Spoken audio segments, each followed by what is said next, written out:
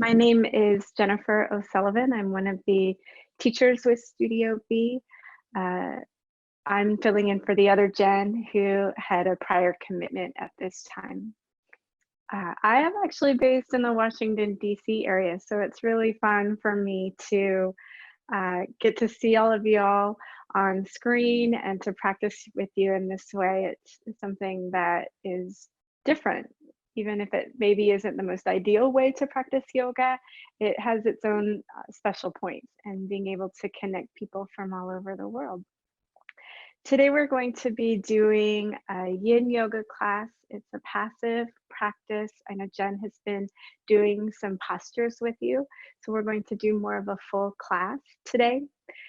I've selected poses that, according to the Taoist energetic medicine traditions, will help to boost our immune system by giving a little bit more qi and energy flow to the kidneys, the spleen, and the lungs. These are the three organs that are responsible for boosting our immune system in the Taoist tradition. So we're going to be focusing on poses like that.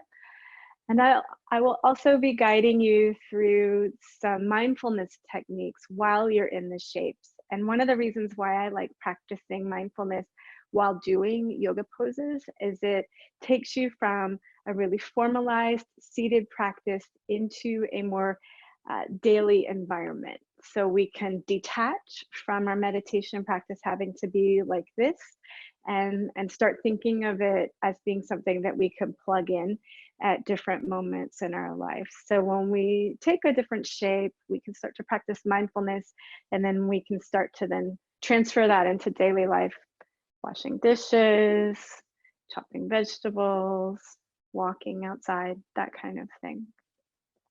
So I'm going to just have you, for now, get comfortable in your seat. I'm pretty comfortable sitting flat on the floor, but sometimes people find it helpful to sit up on the edge of a folded blanket or towel, or even a cushion if you have something. You want to make sure that if your knees are up in the air, that your hips are a little higher than your knees. Oftentimes we tend to get a little slouchy in our seat. And that's another reason why you might want to sit up on the edge of a blanket. It helps to lengthen out the spine a little bit more. Okay. So once you get the lower half of your body settled in your seat, just take a moment to roll your shoulders back and away from the chest. Let them drop down casually from the ears. So you don't have to force them down. And just lay down nicely. You want to balance your head right above your spine. So sometimes when we think about sitting up straight, we'll lift the chin. You want to level the chin out, okay? Maybe even drop it, just a nudge. And then if it's okay with you and you're in a safe environment where you feel comfortable, you can close your eyes. If you'd rather keep them open, you want to cast your gaze down towards the floor. This will limit the visual input and visual distractions. So we'll start with just a little moment or two, drawing our attention down and into the body. One of the ways that we can make this transition is by finding the sensation of breathing. So notice if you feel the breath expanding and releasing through the chest or in the lower part of the abdomen.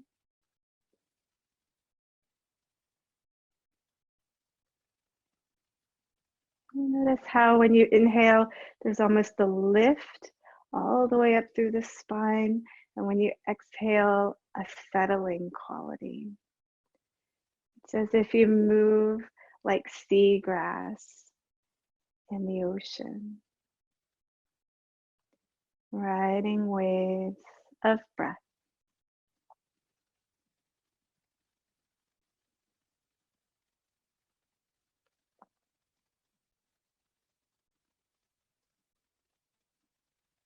And see if it's possible to slow your breathing down just a little so that your inhales and your exhales are a little longer than your natural breath.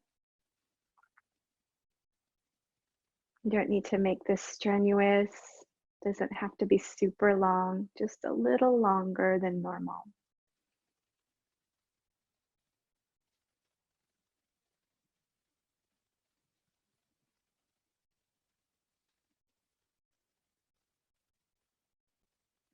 And notice how the breath affects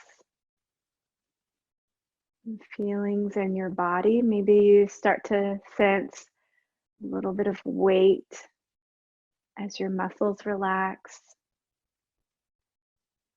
You feel the gentle pull of gravity.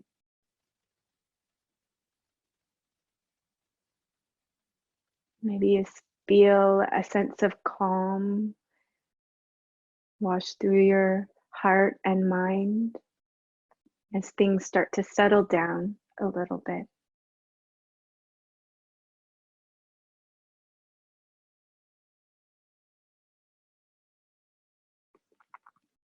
We'll take another couple of breaths just like this.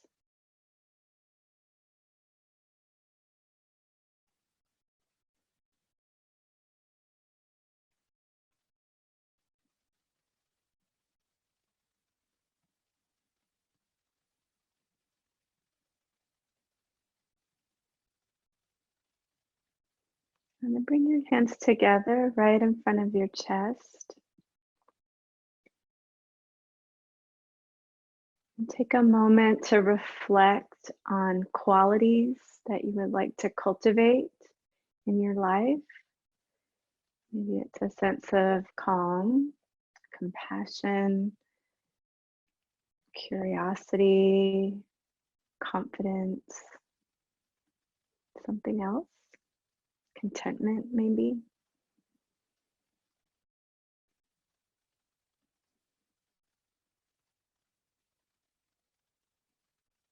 And see if you can make the commitment to yourself that during this time when you're practicing that you will foreground those intentions so that you remember maybe some inner dialogue arises that doesn't support those qualities. You can ask that chatter to get a little quiet so that you can focus on the things that take care of you.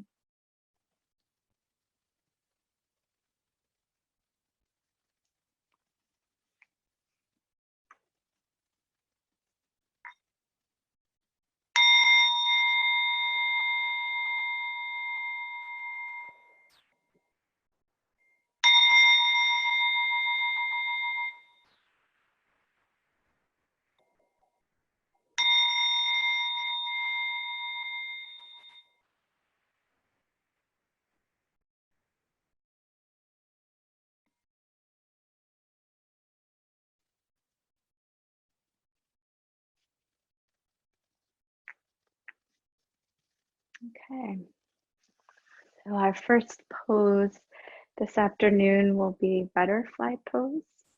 We'll bring the feet together in front of your pelvis, but instead of bringing the feet in really close, it's often how we practice in a more dynamic style of yoga, you want to scooch the feet a little bit more forward. And this has the effect of bringing the knees a little closer to the midline, make the sensation a little more doable, especially when you hold the poses for up to 5 minutes in the yin practice. And again, if you struggle to sit upright with your feet like this is a great place to slide a low cushion or folded blanket underneath your hips. You want to be able to lean forward first in your shape rather than starting with a rounding of the spine. So once you are on the seat, on a cushion if need be, elongate the spine and then lean forward. And when you can't go any far forward, then you can drop the shoulders and the head and round the spine. If you happen to have a block nearby or something block-like, you can also use it to support your head, especially if it's dangling in space. So it might look like this.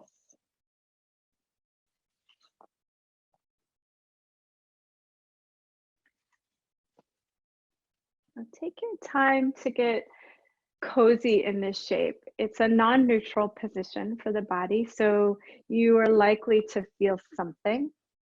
Common areas of sensation in this pose would be the groin, the low back and outer hips on the back side. And some of us even feel lots of sensation all the way up the spine, even into the neck and head, depending on where you carry tension. So that's expected, but we want to make sure that we find a position that is something that you can actually be with for a little while. So if it's too much, you'll want to back off, do a little less so that you can stay a little longer.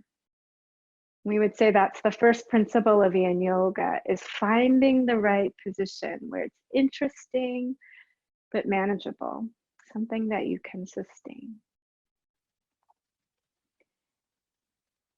So now that you're here, see if you can turn your internal gaze toward the sensations that are being generated by this shape. So again, you've got the groin, the low back, up the spine. You might feel it somewhere else. That's okay too. And let your attention really focus in on those sensations. Often when we feel something strong in the body, we turn away from it, but this time go into it and notice what it's like to really face those sensations.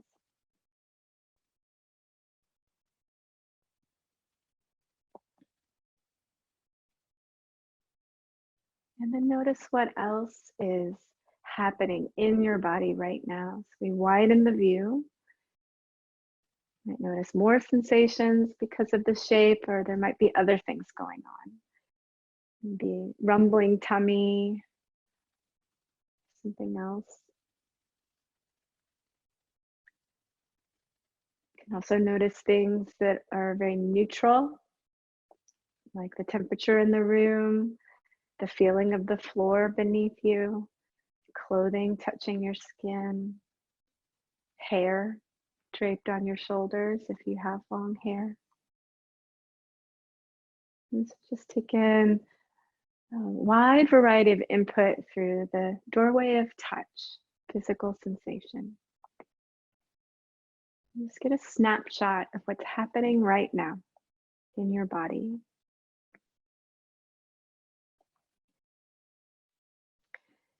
And you want to approach this inquiry with a lot of self-compassion, setting aside judgmental feelings about what you discover. This is really an investigation, not looking for things that are wrong.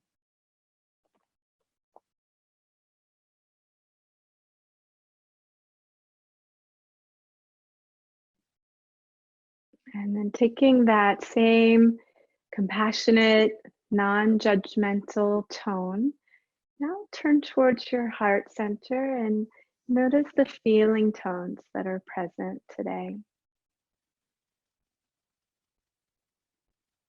There might be a really strong dominant feeling that you notice right away. And try not to get too fixated on that and stay really open to what else is happening in your heart. Because we can carry multiple feelings at a time. So, for instance, I have some anxious feelings around the circumstance that we find ourselves in, but it's also a really beautiful day where I live, and that really brightens my heart to see the blue sky and the leaves on the tree.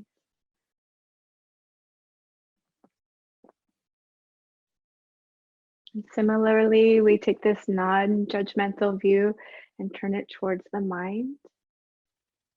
And as if gazing out over a vast landscape, notice what's in your mind right now. Now, there are a lot of thoughts pulsating through, one or two popping up here and there. You're really fixated on one thing. Just notice what's true. And you're not in trouble. for what you discover.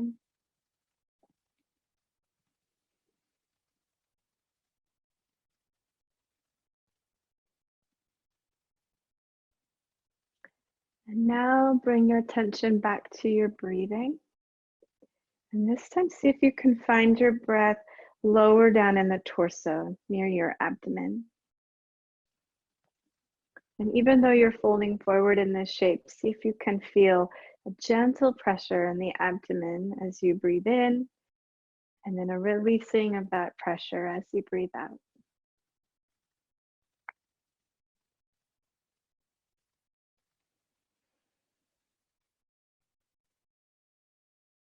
And do that about 2 more times.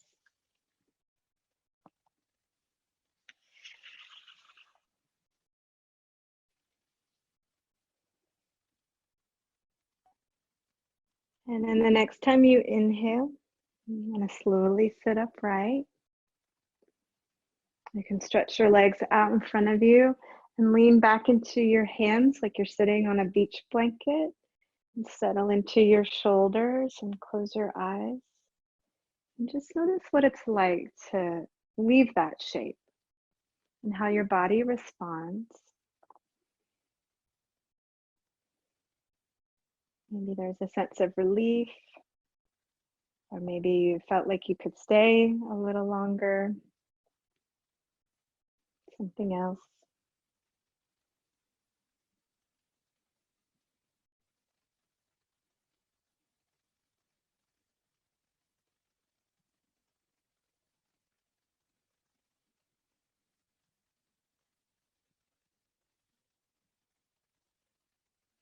Now coming onto your belly, we'll practice Sphinx pose. I think of it as the little kid watching TV pose. Coming onto your belly, propping yourself up on your forearms like you would have back when you were a kid. And you want to start with your elbows directly underneath your shoulders as a starting point. Some people find this a really good place to just stay. If you feel like the compression in your low back is a little bit too much, you might want to move your elbows a little bit further forward, and this will set a couple more rows of ribs down onto the floor and maybe make it something that's more sustainable for you. If you are uncomfortable with holding your head up like this, you can bend your elbows a little more and put your chin in your hands, or even your forehead in your hands.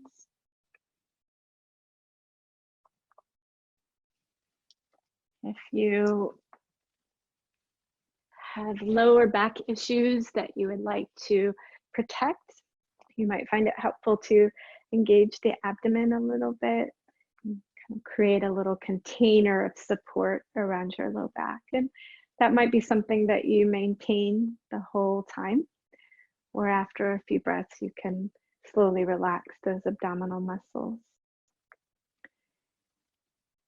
And finally, some of us, this isn't a great pose for, at least not upright on the forearms. And in that case, you can stack your hands on your mat and lower your forehead down onto your hands, knowing that anytime we're on our belly, we're in a gentle back bend. So even if you're prone all the way down on the floor, you're still getting a little bit of stimulation for the low back tissues, which is what we're going for in the Sphinx pose. This pose in particular targets the kidneys, which are said to store our vital life force. So it really relates to our energy level and our overall ability to meet a moment, whatever comes our way. And so we want to keep our kidneys nice and nourished by doing little back bending poses like this. I mentioned in the butterfly pose that you want to take time to find the right shape that's something that you can sustain, because the second principle of yin is that we do hold these poses a little bit longer. So 3 to 5 minutes is what you'll usually find. And this is so that we have an opportunity to nourish the tissues, deeper connective tissues in a way that they appreciate, while at the same time facilitating qi flow through the energy system. If you've ever had acupuncture, you know that they put the needles in and then they leave you for a while. And that's because it takes about 30 minutes for qi to cycle through the entire body. It takes about 5 minutes for qi to circulate through an individual channel. So that's one of the reasons why we hold these poses for the time that we do in the yin practice. And lastly, another reason why we stay for a little while is to practice mindfulness methods. So we move beyond the particulars of getting into a shape and the alignment cues, and then we start to train ourselves up to be with what arises next. Any reactivity to the sensation or the time, the passage of time, the kinds of thoughts that pop into our head. And so I'll offer you what one of my teachers refers to as grounds of support, which can get you through these poses, but also become tools that you can take with you out into daily life. So the first one is one we've already started practicing, which is tracking sensation. So go ahead and notice what you notice about being in this shape in the body. You might feel the compression of the low back, the effort in the shoulders, something else.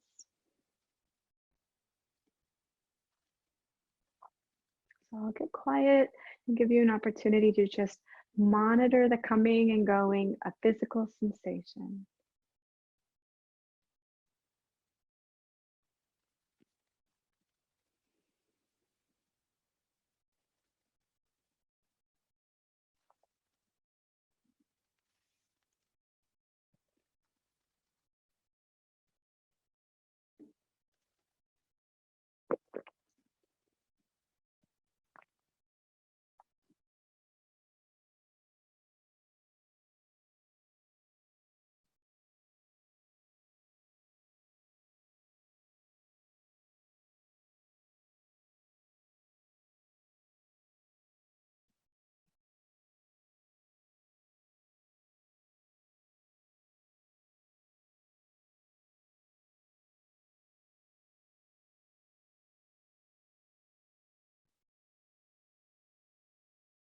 The next time you exhale, and if you're not already there, go ahead and lower yourself all the way down onto the floor. You can stack your hands and make a pillow for your head, or you can stretch your arms alongside your body and lay your cheek down on the floor.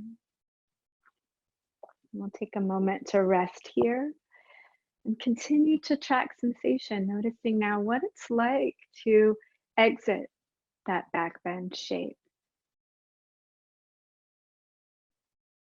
Noticing in particular the change in sensation in the low back.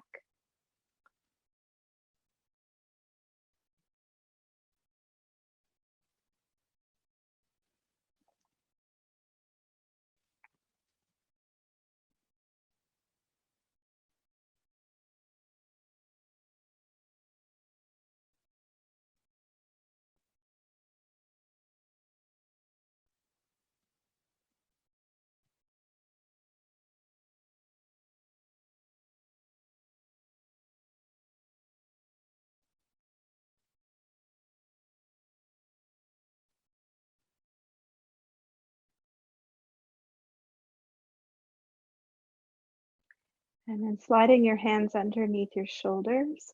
You want to press back through hands and knees or table pose with your feet together, and sink your hips onto your heels as you lower down towards the floor. Forehead on the ground, or you can stack your fists and cradle your head.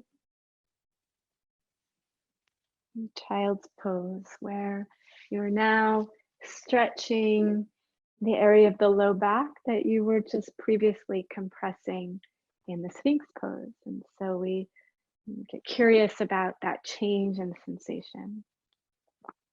Noticing if there's a preference to one or the other. It's an interesting inquiry. And mostly just noticing what's true right now in your body.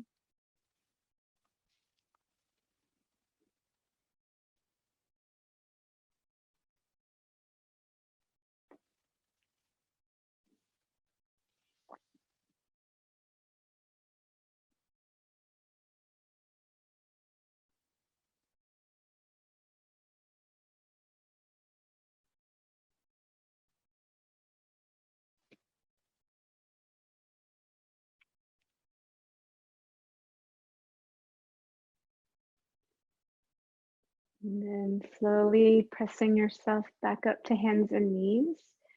And slide your feet over to one side so you can sit back on your seat. And we'll take the legs straight out in front. Now I'm going to sit against the direction of my mat just so that you can see me, but obviously you would probably want to have the soft cushion underneath your feet if you're sitting on a yoga mat and a hard floor as I am. And so you can take your legs out in front of you, and this is another opportunity to check in with how comfortable you are sitting on the floor. A lot of times, even if we can sit in butterfly really easily, as soon as we stretch the legs out, we start to get that pull into more of a slouching in the low back. And so this would be a place where you want to sit up again on the edge of a cushion so that your pelvis is tipping forward a little bit. That makes it a lot easier to sit upright. And so we're going to practice butterfly pose. We'll start by bringing the right foot to the inner thigh, and then the outstretched leg, the left leg, will just relax. So you might have practiced in another type of class where the foot has to be flexed and lots of energy out through the heel, but in the yin practice, we get soft. We might even let the leg roll if that's where it wants to go. So I have a lot of external rotation here, so I go really wide, but somewhere in between is where you'll likely land. Just let the foot get relaxed. Now turning towards the legs, so there's a little bit of a rotation. Sit up straight, and again, we want that long spine initially as you fold forward. And then when you can't go any further without rounding the spine, then you drop the head and the shoulders. And you might stay here. Or you can, depending on how low you are, you might be able to stack your hands to support your head, or you can grab a block-like prop and again, support your head this way, or like so. This posture is a really nice one for the hamstrings on the back seam of the outstretched leg, but some of you might also be experiencing sensation in the groin on that right leg with the knee bent. And then it's true that some of us feel sensation in the back. So these are all really common areas in this pose, but there might be other things that you're experiencing too. And that doesn't mean that you're doing it wrong, it just are all really different.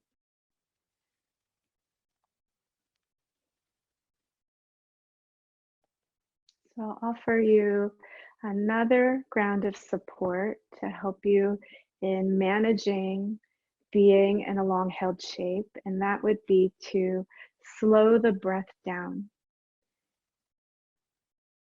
We talk a lot in yoga about belly breathing as a way of sinking our energy down into the body. It has a really grounding, stabilizing effect.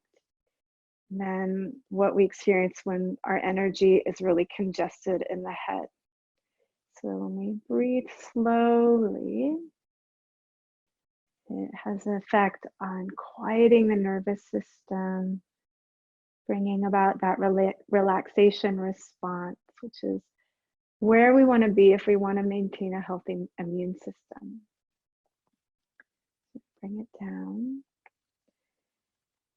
And see if it's possible to line your inhales and exhales up so that they're the same length. You can count this out on your own. Doesn't have to be super long, so it's not a contest for a really deep breath. So you might just start out with inhaling to 4 and exhaling to 4. See what that's like.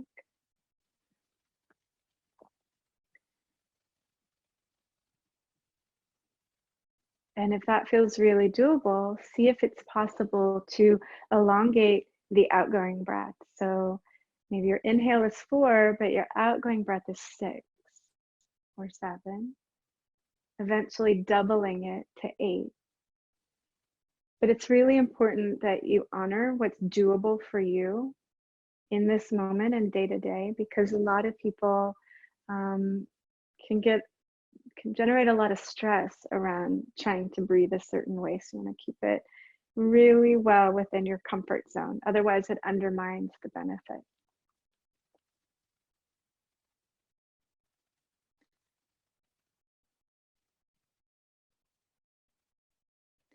And even though you're maintaining a focus on the breath, start to also monitor what it's like for you when you breathe this way. How does it impact your experience in the shape? Your experience of sensation and feeling tones? How does it impact your mental state?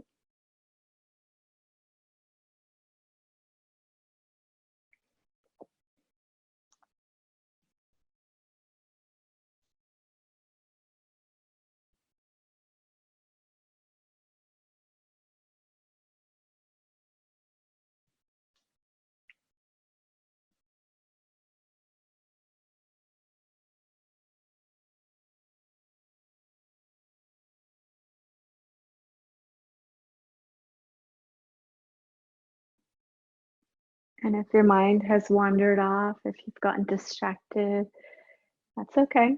Let's try to come back again to the slow, steady breath.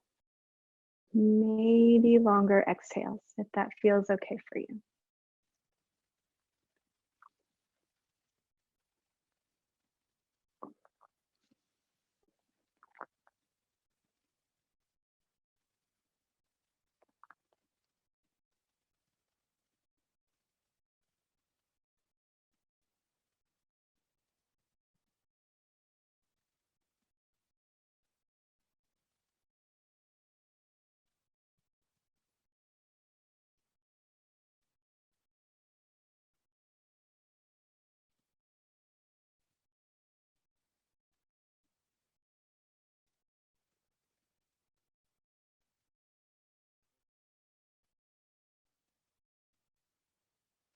The next time you breathe in, you want to press into your hands, help yourself come back up to a straight spine, and just pause for a moment. Spine is long, coming out of that shape. What's that like?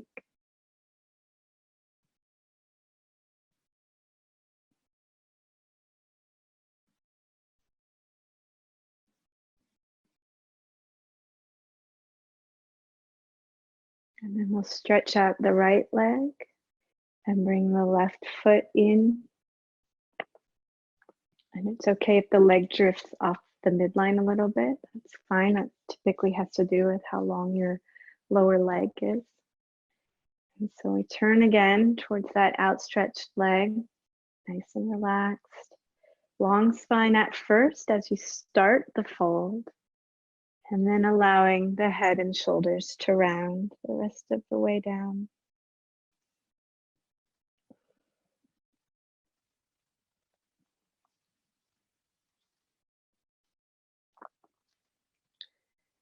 So we'll come back to this slow, steady breath.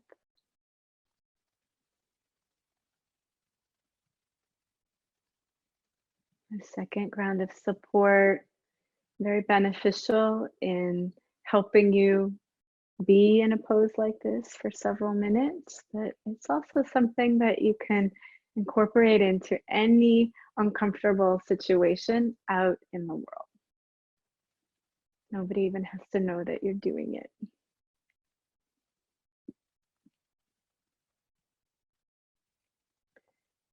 And then we'll layer on.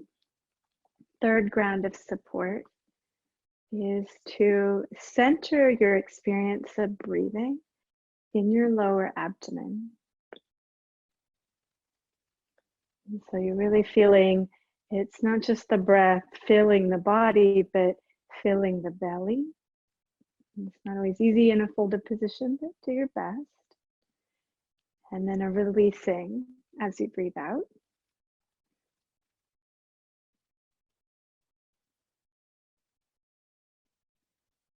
This lower part of the torso is a very auspicious place in many Eastern wisdom traditions. In yoga, it's related to the second chakra. In Taoism, they refer to the lower dantian. And in Japan, they call it the hara. And this very auspicious place in all of these traditions is said to be our body's home.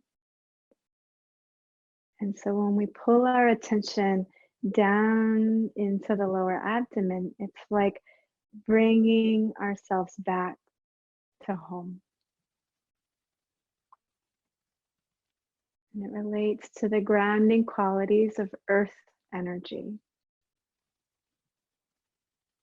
Stable, settled, able to withstand. And so when we can come down into the lower belly, it's like fortifying our resolve and our capacity to be with and even endure difficulty, because we are grounded in the presence of our own home base.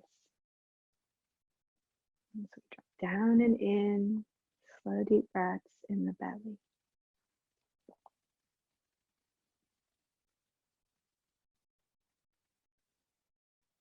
And what's that like?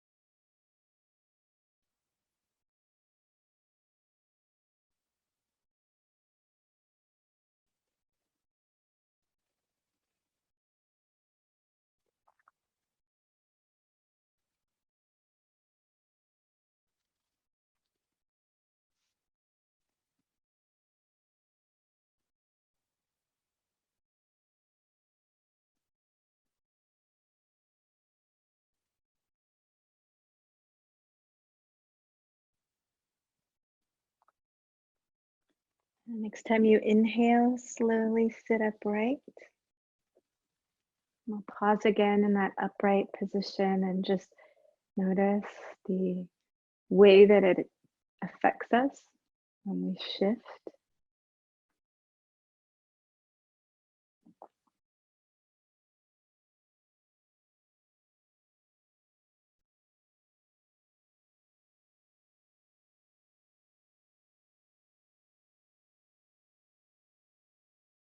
And then we'll come on to our back. And for those of you who joined a little bit late to class, we want to see if you can find, if you don't have a yoga block, that you have, a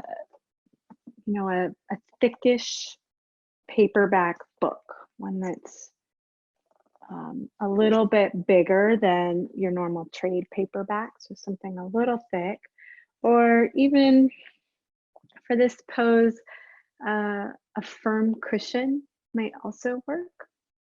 So what you're going to do is you're going to come onto your back, but bend your knees so your feet are on the floor in front of your hips. And then you're going to take your block-like prop and place it underneath your pelvis. So you're going to lift your hips up off of the ground, slide this prop right so underneath your bum. So not up in your lower back, but on your bum. And that way, when you set your hips back down, it's your tailbone that is touching. Okay. And so this is one place to be. Some of you might prefer to stay here, but we're going to stretch out the front body and into the quadriceps here. So one leg at a time, stretch your legs out so that your feet are on the ground and see what that's like. Some people find that this is a little too much stress on the low back, in which case you can do one leg at a time. And then I'll tell you when to switch. And then some people still prefer just having both knees bent and the feet on the floor. So that works as well. Either way, if you've got one leg out, both legs out, or both knees bent, see if you can let the pelvis relax and sink into the prop that you're on.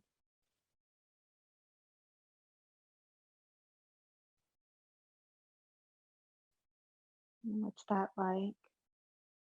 You can incorporate all three of the grounds of support: tracking sensation, slowing down your breath, and letting your breath settle into the lower abdomen. You can see I like to place my hands on my abdomen in this pose.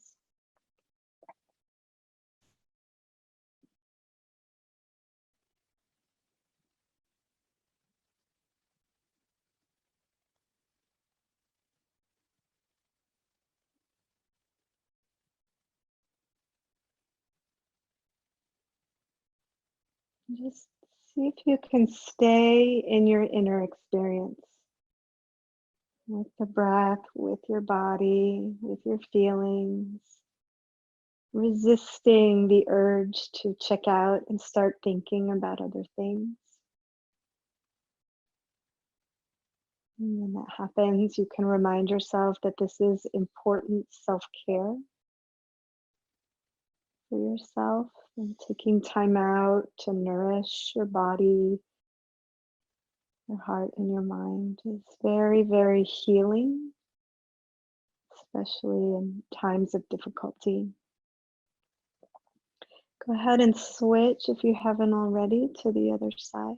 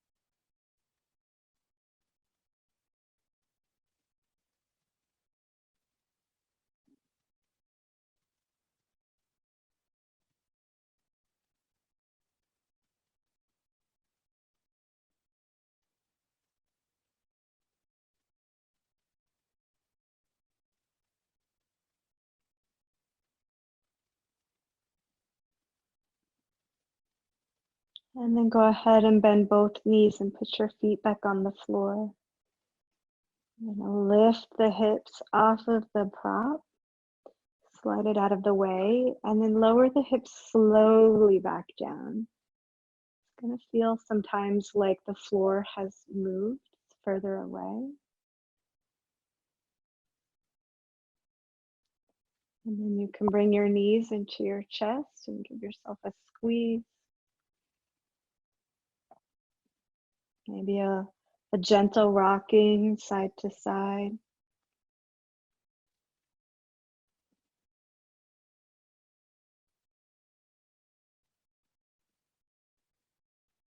And then go ahead and stretch your legs out to the floor in front of you for our final relaxation shape. You can stretch the legs all the way out. If you have some kind of cushion, it can be really nice to place the cushion underneath your knees. And if this is uncomfortable for your low back, not everybody's low back likes it when the legs are outstretched, then you can bend the knees, separate them about mat width apart or just a little wider than your hips, and then let your knees knock into one another so they kind of hold each other up. And you can place your hands on your lower abdomen, this auspicious home base in your body.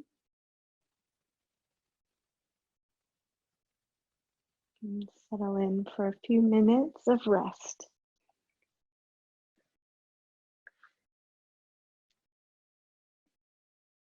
Notice the weight of your head on the floor or the mat.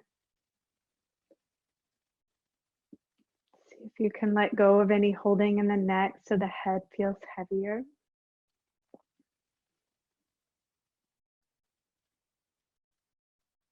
See if your shoulders will relax and drop closer to the floor.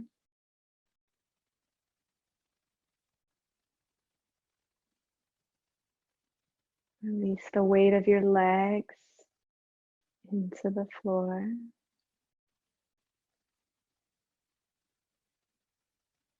Just feel your whole body settling into the support of the ground beneath you, but at the same time feeling as if the earth has risen up to hold you. So you're not in a free fall, forever sinking, that you can be completely relaxed while being held.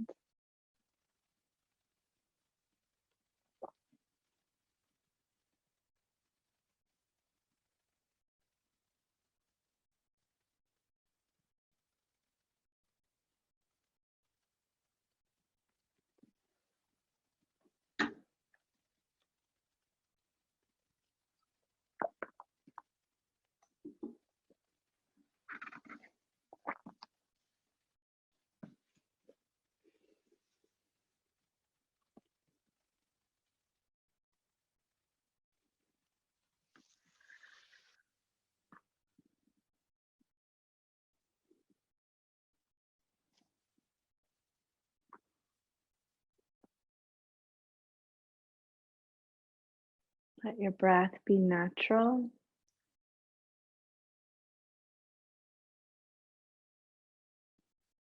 Let your mind be quiet and watchful, tracking what's happening in the here and now, rather than reliving the past or planning for the future. Just stay here in this moment.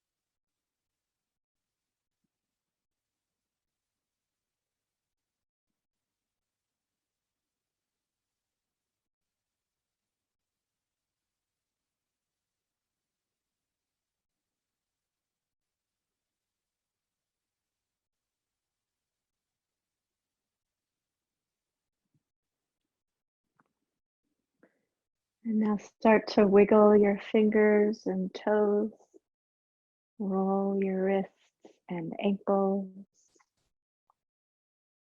just gently waking yourself back up from this quiet, relaxed place. Eventually bringing your knees into your chest. You can either rock up to sit or roll over to one side and press up to sit. We'll return to a comfortable cross-legged seat. Again, maybe sitting on the edge of a cushion so that your low back is supported and more upright. You can stack your hands and rest them in your lap, or you can just rest them on your legs. And you want to feel as if the spine is being pulled up by an imaginary string right above the center of your head, and then it's draping back down. So it's not a rigid length in the spine, it's just enough while otherwise being soft.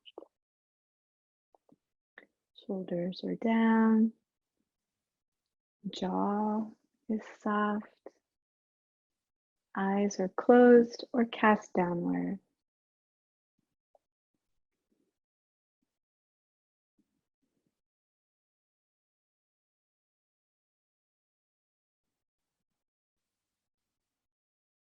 And bring your attention to your breathing. This is a natural breath, and you might feel a strong sense of breath in the chest, the belly, or even at the tip of the nose where you feel the air flowing in and out.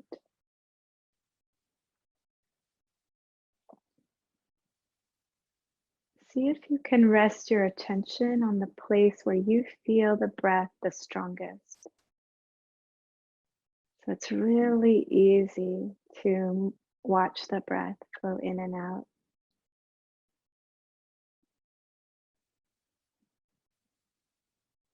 That said, if you find that you're very congested in terms of the energy, emotional energy, thought energy up in your head, you might find it beneficial to follow the breath in the belly. If you're at risk of getting sleepy and dozing off, then following the breath at the tip of the nose will keep you a little more alert.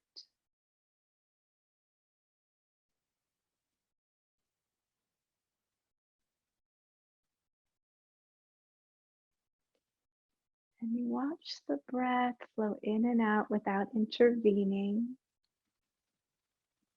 So notice short breaths as short breaths and long breaths as long breaths and everything in between. Each breath unique like a snowflake.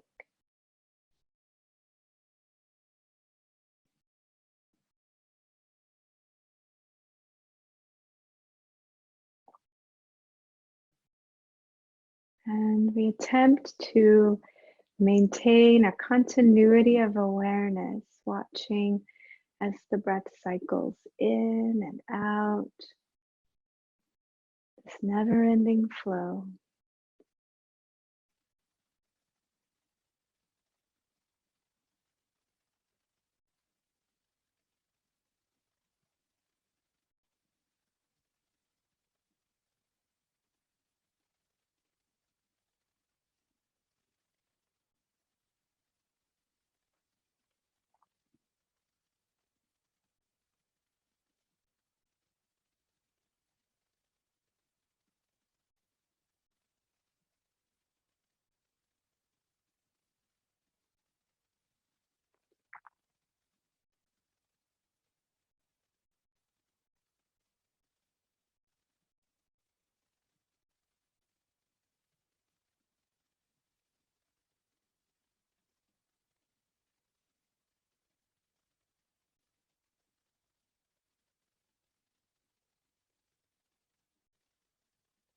It's inevitable that the mind will wander away from the breath. And as soon as you realize that you've gotten lost in other trains of thought, just add a little pause. And then return to the breathing and the sensation of breathing in your body, wherever it's the easiest to locate. And we call this exercise of interrupting our habitual wandering mind as stopping. And then when we come back to the breath, we call it returning. So you can even use those words just quietly in your mind on stopping, interrupting mind wandering, and returning to the breath. It gets a little easier each time because you're training up a mindfulness muscle.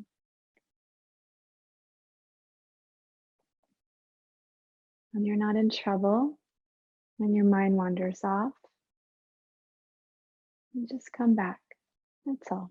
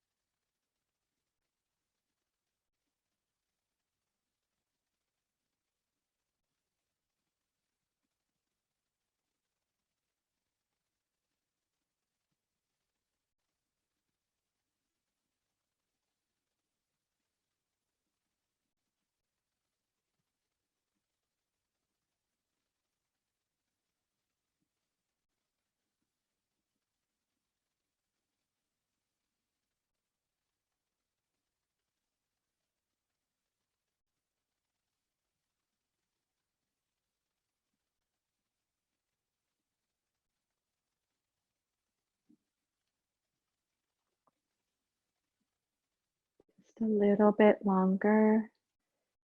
And if you've been distracted this entire time, that's okay. Just let these last few breaths be given your full attention.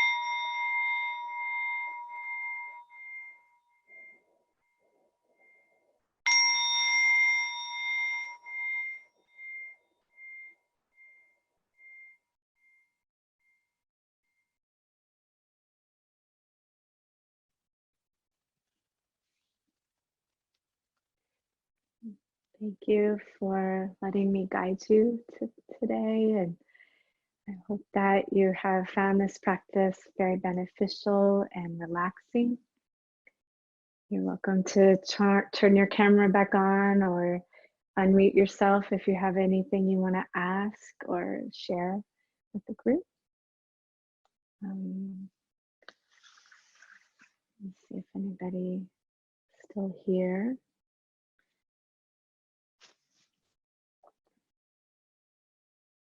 Some chat.